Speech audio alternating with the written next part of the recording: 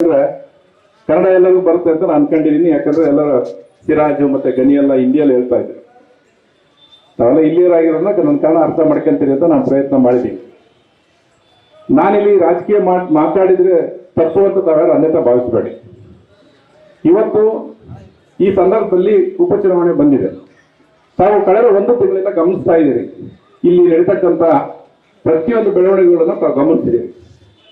ನಾವು ಬಹಳ ಸ್ಟ್ರಾಂಗ್ ಆಗಿ ಈ ಬರ್ತಕ್ಕಂಥ ಉಪಚುನಾವಣೆಯಲ್ಲಿ ಮೈನಾರಿಟೀಸ್ಗೆ ಟಿಕೆಟ್ ಕೊಡಿ ಅಂತಕ್ಕಂಥ ಒಂದು ವಾದವನ್ನು ನಾವು ಇಟ್ಟಿದ್ದೀವಿ.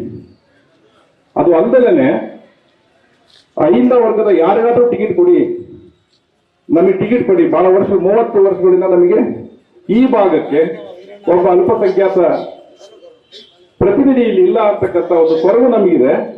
ಅದನ್ನ ನೀಗಿಸಬೇಕಾದಂಥದ್ದು ಎಲ್ಲರ ಜವಾಬ್ದಾರಿ ಇರುತ್ತೆ. ಹಾಗಾಗಿ ತಾವು ಈ ಭಾಗಕ್ಕೆ ಅಲ್ಪಸಂಖ್ಯಾತರಿಗೆ ಟಿಕೆಟ್ ಕೊಡಿ ಅಂತಕ್ಕಂಥ ನಾವು ಮನವಿಯನ್ನ ಮತ್ತು ಒತ್ತಾಯವನ್ನ ಮಾಡಿದೀವಿ. ತಮಗೆಲ್ಲ ತಮ್ಮ ಗಮನದಲ್ಲಿದೆ.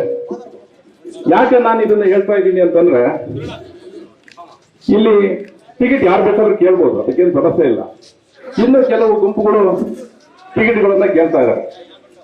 ನನಗೆ ಬಹಳ ಬೇಜಾರಾಗಿದ್ದೇನು ಅಂತಂದ್ರೆ, ಮೊನ್ನೆ ನಮ್ಮ ಮಾನ್ಯ ಸಚಿವರು ತನ್ನ ಮಗನಿಗೆ ಟಿಕೆಟ್ ಬೇಕು ಅಂತ ಹೇಳಿ ಬೆಂಗಳೂರಿಗೆ ಹೋಗಿದ್ರು. ಒಂದು ಟೀಮ್ ಹೋಗ್ಲಿ, ಯಾರು ಬೇಕಾದ್ರೂ ಹೋಗ್ಬೋದು, ನಮ್ಗೆ ಸಮಸ್ಯೆ ಇಲ್ಲ. ಆದ್ರೆ ಅದರಲ್ಲಿ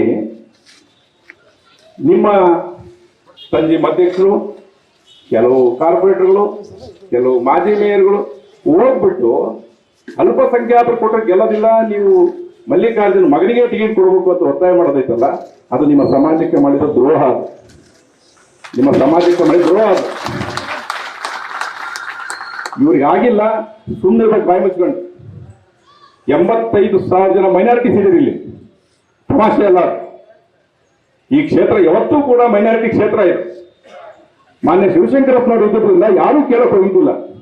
ಈವನ್ ಜಬ್ಬಾರ್ ಸಾಹೇಬರು ಕೂಡ ನನಗೆ ಬೇಡ ಅವ್ರಿಗೆ ಕೊಡ್ರಿ ಅಂತ ಹೇಳಿದ್ ಇವರೇನೆ.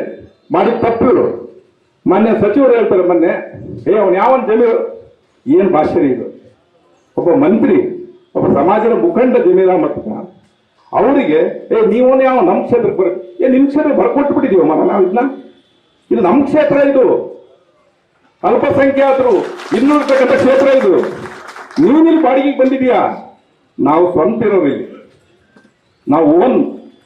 ನೀವು ರೆಂಟಿಗೆ ಬಂದಿರ ಇಲ್ಲಿಗೆ. ಬಹಳ ತಾಕತ್ತಿದೆಯಲ್ಲಪ್ಪ ನಿಮಗೆ, ದೊಡ್ಡ ಲೀಡರ್ ಅಲ್ಲ ನೀವು. ಸಮಾಜ ಎಂತ ನಮ್ಮ ಮಂತ್ರಿಗಳಾಗಿ ಸಮಾಜಕ್ಕೆಲ್ಲ 223 ಕ್ಷೇತ್ರ ಇರೋದು ಈ ರಾಜ್ಯದಲ್ಲಿ.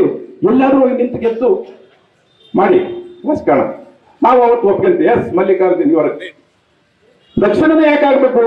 ಫ್ರೀ ಓಟ್ ಇದಾವೆ, ಪುಷಟೆ ಓಟ್ ಇದಾವೆ, ಸುಮ್ಮನೆ ಹಾಕ್ಬಿಡ್ತೀರಿ ಆ ಬಿಜೆಪಿ ಎದುರಿ. ಅದು ಅವ್ರ ಧೈರ್ಯ.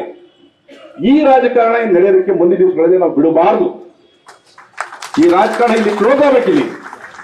ಆಯ್ತಲ್ರಿ, ನಿಮ್ಮ ಮನೇಲಿ ಎಷ್ಟು ಜನ ಇದ್ದೀರಿ? ಸಾಕಲ್ಲ ರೀ.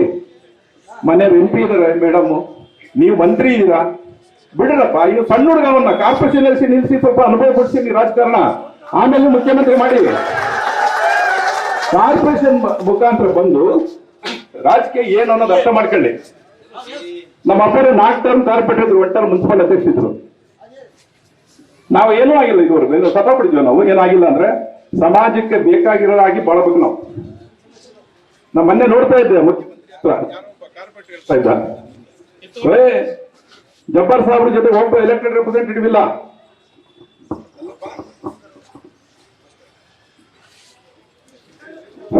ನೀ ಮಂತ್ರಿ, ನೀನು ಇಲ್ಲಿ ರೆಪ್ರೆಸೆಂಟೇಟಿವ್, ನಿಮ್ಮ ಅಪ್ಪ ಮತ್ತೆ ನೀವು ಅಲ್ಲಿ ನಿಮ್ ಕೈ ಬಿ ಫಾರ್ಮ್ ಕೊಡ್ತಾರೆ, ನೀವು ಓಟ್ ಕೊಟ್ಟಿರ್ತೀರಿ. ಕೌನ್ಸಿಲರ್ ನೀವು ಪಾಪಲ್ಲಿ ಗೆಲ್ಸಿರ್ತೀರಿ. ಬಿ ಫಾರ್ಮ್ ಯಾರ ಕೈಗೆ ಬಂತು? ನೀವು MLA ಆಗಿರೋದು ನಿಮ್ ಕೈಗೆ ಬಂತು, ನೀವು ಕೊಟ್ರಿ. ಎಲೆಕ್ಟೆಡ್ ನಿಮ್ ಕೈಗೆ ಇದಾರೆ. ಈ ಸರಿ ತಗೊಂಡ್ಬರ್ಲಿ, ಗೆಲ್ಲಿ. ಈ ಸರಿ ಬಾಯಿ ಬಂದಂಗೆ ಮಾತಾಡಬಹುದು. ಶ್ರೀಮಂತರ ಕೈಗೆ ಯಾವತ್ತು ರಾಜಕಾರಣ ಹೋಗಬಾರದು. ಯಾರಾದ್ರೂ ಸಾಮಾನ್ಯ ಜನ ಬಡವರ ಕೈಲಿ ರಾಜಕಾರಣ ಇರ್ಬೇಕು. ಯಾವತ್ತು ಬೇಕಾದ್ರೆ ಅವ್ರ ಮನೆ ಬಾಗಿಲಿಗೆ ಹೋಗ್ಬೋದು ನೀವು. ಇನ್ನೊಬ್ರು ಮನೆ ಬಾಗಿಲಿಗೆ ಹೋಗಿ ಕಾದವನ್ನು ನೋಡ್ತಕ್ಕಂಥ ಪರಿಸ್ಥಿತಿ ಆಗ್ಬಾರ್ದು.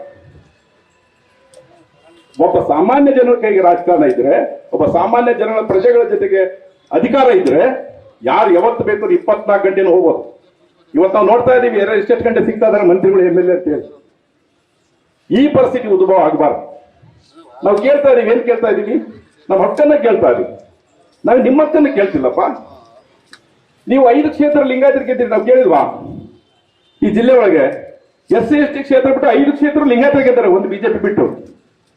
ನೀವು ಒಬ್ಬ ಮುಸ್ಲಿಮಿಗೆ ಕೊಡೋದಕ್ಕೆ ನೀವು ಒಬ್ಬ ಮೈನಾರಿಟಿ ಕೇಳಿದ ತಕ್ಷಣ ಮೈಯಲ್ಲಿ ದೇವ ಬಂದಂಗೆ ಆಡ್ದಂಗೆ ಆಡ್ತಿರಲ್ಲ, ಏನಾಗಿದೆ ನಿಮಗೆ? ಕಾಮನ್ ಸೆನ್ಸ್ ಬೇಕು. ಪಾಲಿಟಿಕ್ಸ್ ಅಲ್ಲಿ, ರಾಜಕಾರಣದಲ್ಲಿ ಕಾಮನ್ ಸೆನ್ಸ್ ಬೇಕು. ನಾನಿವತ್ತು ಗೆದ್ದಿದ್ದೀನಿ, ನಮ್ಮ ಅಪ್ಪ ಗೆಲ್ಸಿದಾರ, ನನ್ನ ಮನೆಯವ್ರನ್ನ ಗೆಲ್ಸಿದಾರ. ಈ ಸಾರಿ ನಾವು ಬೇರೆಯವ್ರಿಗೆ ಕೊಟ್ಟು ನೋಡೋಣ, ಆ ಕ್ಷೇತ್ರ ಕೊಟ್ಟು ಗೆಲ್ಸೋಣ. ನನ್ನ ಜವಾಬ್ದಾರಿ ಗೆಲ್ಸೋದು ಹೋಗ್ಬೇಕಂತ ಧೈರ್ಯ ಬೇಕು, ಆ ಒಂದು ಬುದ್ಧಿವಂತಿಕೆ ಬೇಕು, ನಾಲೆಡ್ಜ್ ಬೇಕು, ತ್ಯಾಗ ಬೇಕು, ಕುರ್ಬಾನಿ ಅದಿಲ್ಲ. ಅದು ಯಾವ ಮನುಷ್ಯನ ಇರೋದಿಲ್ವೋ ಅದು ರಾಜಕಾರಣಿ ಆಗಕ್ಕೂ ಕೂಡ ಲಾಯಕ್ ಇರೋದಿಲ್ಲ. ಜಬ್ಬಾರ್ ಸಾಹೇಬ್ ಟಿಕೆಟ್ ಕೊಡಿ ಅಂತ ಹೇಳಿಲ್ಲಪ್ಪ, ಈ ಕ್ಷಣಕ್ಕೂ ನಾವು ಜಬ್ಬಾರ್ ಸಾಹೇಬ್ ಟಿಕೆಟ್ ಕೊಡಿ ಅಂತ ಹೇಳಿಲ್ಲ. ಯಾಕೆ ಸಾದಿಕ್ ಸಾಹೇಬರು ಬಂದಿದ್ರಲ್ಲ, ಯಾರಾದ್ರೂ ಒಬ್ಬ ಆರ್ಡಿನರಿ ಪಂಚರ್ ಹಾಕುವಂತ ಒಬ್ಬ ಮೈನಾರಿಟಿ ಕೊಡ್ರಿ, ಅದು ಕೂಲಿ ಮಾಡೋದು ಒಬ್ಬನಿಗೆ ಕೊಡ್ರಿ, ಒಬ್ಬ ಮೈನಾರಿಟಿ ಕೊಡ್ರಿ, ನಾವು ಗೆಲ್ಲಿಸ್ತೀವಿ. ನಾವು ಬೇರೆ ಎಲ್ಲ ಸಮಾಜ ಸಂಪರ್ಕದಲ್ಲಿ, ನಮ್ಮ ಬಿ ವೀರಣ್ಣ ನಾಯಕ ಸಮಾಜದ ಅಧ್ಯಕ್ಷರು, ನಮ್ಮ ಕುರುಬ ಸಮಾಜದ ಅಧ್ಯಕ್ಷರು ಇದ್ದಾರೆ, ನಾವಿದ್ದೀವಿ, ಪ್ರಸಮಪ್ಪ ಇದ್ದಾರೆ. ನಾವೆಲ್ಲ ನಿಮ್ ಜೊತೆ ಕೈ ಜೋಡಿಸ್ತೀವಿ. ನಿಮ್ಮನ್ನ ಕೆಲಸ ನಾವೆಲ್ಲ ಮನಸ್ಸು ಮಾಡಿರೋ ದೊಡ್ಡ ವಿಷಯ ಅಲ್ಲ, ಅದು ನಮ್ಮ ಕೈಯಲ್ಲಿದೆ. ನಮ್ಮ ಓಟ್ ತಗೊಂಡು ನಮ್ಮಿಂದ ಗೆದ್ದು ನಮ್ಮ ಮೇಲೆ ಸವಾರಿ ಮಾಡೋದು. ಓ ಜಬ್ಬಾರಿಂದ ಇಡೀ ಊರು ಕೆಟ್ಟಬಿಟ್ಟಿದೆ, ನಾನು ಹೇಳಲ್ಲ, ಟೈಮ್ ಇಲ್ಲ. ಯಾವ್ಯಾವ ಸಂದರ್ಭದಲ್ಲಿ ಊರನ್ನ ಯಾವ ಟೈಮಲ್ಲಿ ಕೆಡಿಸಿದಾರೆ ಅಂತೇಳಿ ಡೇಟ್ ಸಮೇತ ಹೇಳ್ತೀನಿ, ನಾನು ಡೇಟ್ ಸಮೇತ ಹೇಳ್ತೀನಿ. ಬೇಡ ಇವತ್ತದು ರಂಜಾನ್ ಹಬ್ಬದಲ್ಲಿ ಇರ್ತಾವ. ಆದ್ರೆ ನಾನು ಒಂದು ಎಚ್ಚರಿಕೆ ಮಾತನ್ನ ತಮ್ಗೆಲ್ಲರಿಗೂ ಹೇಳ್ತಾ ಇದ್ದೀನಿ, ಯಾವುದೇ ಕಾರಣಕ್ಕೂ ಕೂಡ ಈ ಸಾರಿ ನಾವು ಮೈನಾರಿಟಿಗೆ ಟಿಕೆಟ್ ಕೊಡಬೇಕು, ಮೈನಾರಿಟಿ ಕ್ಯಾಂಡಿಡೇಟ್ ಅಲ್ಲಿ ಗೆಲ್ಲಿಸಲೇಬೇಕು. ಆ ನಿರ್ಧಾರನ ನೀವು ತಗೊಂಡು ಹೋಗ್ಬೇಕು, ಯಾರೇ ಆಗಿರ್ಲಿ. ನಾನು ಇಂಥವ್ರು ಅಂತ ಹೇಳಲ್ಲ, ನಾನು ಆಗ್ಲೇ ಹೇಳಿದ್ನಲ್ಲ, ಯಾರು ಬೇಕಾದ್ರೂ ಆಗ್ಬೋದು. ಎಲ್ಲಿ ನಮ್ಮ ಯುವ ನಾಯಕರಾದ ನಾಗರಾಜ್ ಅವರು ಬಂದಿದ್ದಾರೆ. ನೀವೆಲ್ಲ ಒಂದಾಗಿರಿ.